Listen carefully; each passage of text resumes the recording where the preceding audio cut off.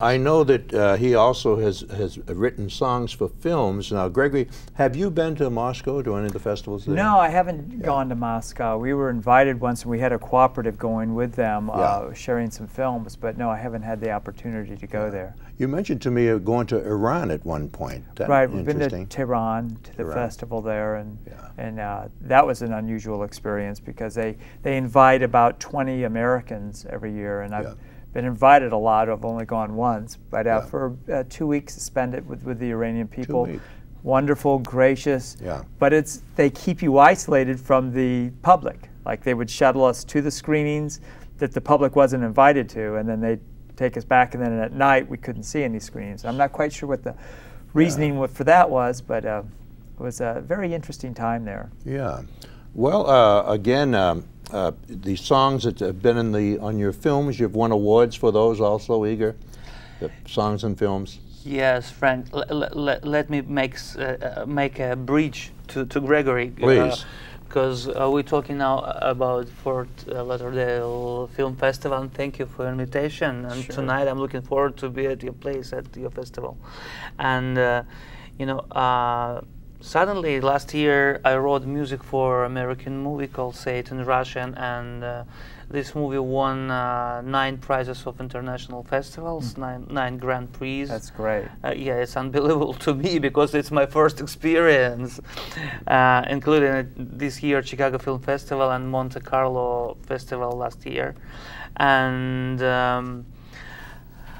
I'm trying to make something in movie industry here as a composer, because we have big Russian tradition of symphony music, and I talked with many composers here, and they said that we have a big symphony school, Russian symphony school, like Rachmaninoff, Tchaikovsky, Prokofiev.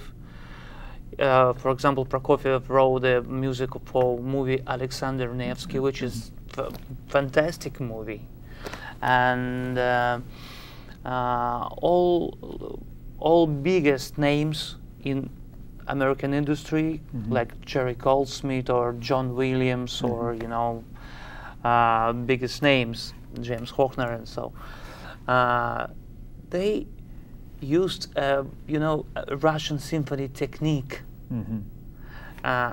Well, all of those composers are so grand. It lends itself perfectly to that. Right. Yeah, because I'm always love the grand big names because they are so talented. They are genius.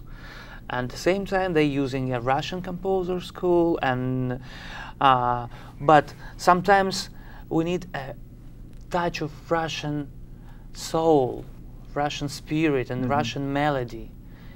And I'd like to add it in this technique and in the American music atmosphere to help drama to go on. I think it's wonderful. Hopefully you'll get that opportunity here. You know, working with the industry here in Florida, which are well acquainted with Frank. He knows everybody in the state. Right, Gregory. You know why? Because to me, to write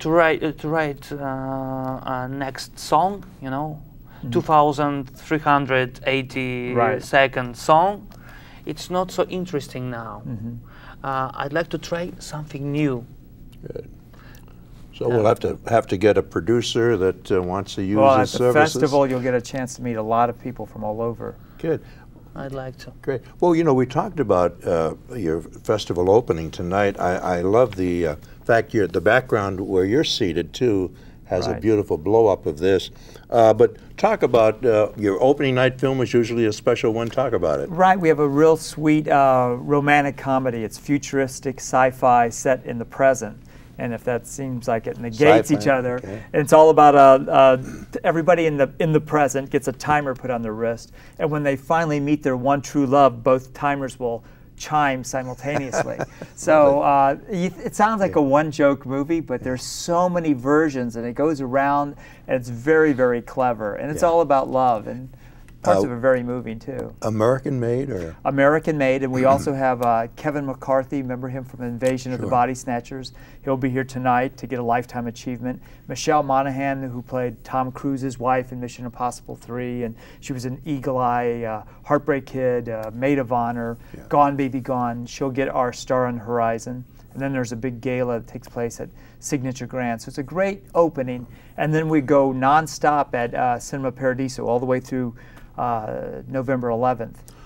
Great. What are some of the other films that you're going to be showcasing this we time? have one called Wonderful World, and Matthew Broderick will be here for that. And it's a great film for him because he's always so boyishly wonderful and charming, and you instantly like him. And he plays a character that's just not very likable at all. He's a divorced dad, and he's kind of a lousy father. Yeah. And it's a great little film.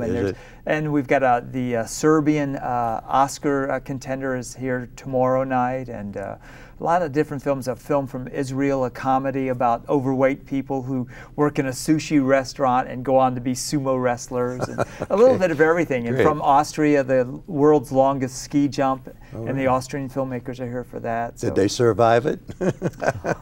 2 of the 3 did. Oh, really? And they have on film the death of the other one. Really? Oh, and that's it was a shame. Incredible.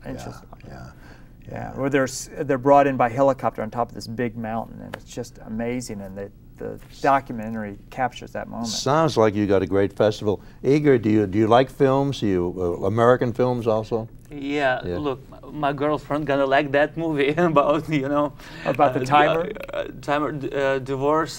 Oh yeah, Wonderful World. Yeah.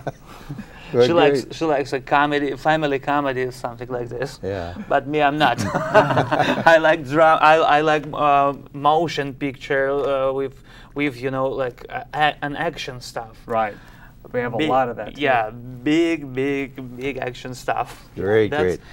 But with huge and powerful line of love story. Good. At the same time, like. Weaving through it, huh? Yeah, right. Good. Constantine, you like the films? Yes, I do. As a matter of fact, I remember back when I was a kid, I used to watch a lot of those VHS copies of Americans movies because it was like trendy to watch them on just the VHS, and everybody would get around those, Sure. Now you were brought up in Kiev, in the Ukraine. I was born in Ukraine, Kiev. Tell me quickly how you and Igor got together. Oh, that's a long story. Well, don't make it too long. Make it short. Make it short. Real short. Well, what happened? Like actually, my wife and his ex-wife, they were sisters. I mean, they are sisters. Yeah. So basically, this is how we met. They were both singers. Yeah, they were both singers. Sure. So this is how it happened. Okay. And all of a sudden, like, who knew that? Like 25 years ago, 25 years after that, we will be sitting here in Florida talking about this. But because that was the key too, that you ended up here in Florida, and Igor. Now, Igor, I want to talk a little bit about this because you know this country well. I mean, I know that you know California well and New York, but you chose to make South Florida your home away from home, so to speak. What is it about Florida, South Florida, that you like the best, besides this beautiful weather? Oh, very serious question, I was born on Sakhalin Island, so it was an ocean around me. Oh, okay. And I feel good here. Oh, good. My blood pressure good. Okay. I have no headaches here. Good. I feel good because excellent. I feel the ocean power here. Yeah. That's why it's my my best place in the world to live. I feel it. I feel here better than anywhere else.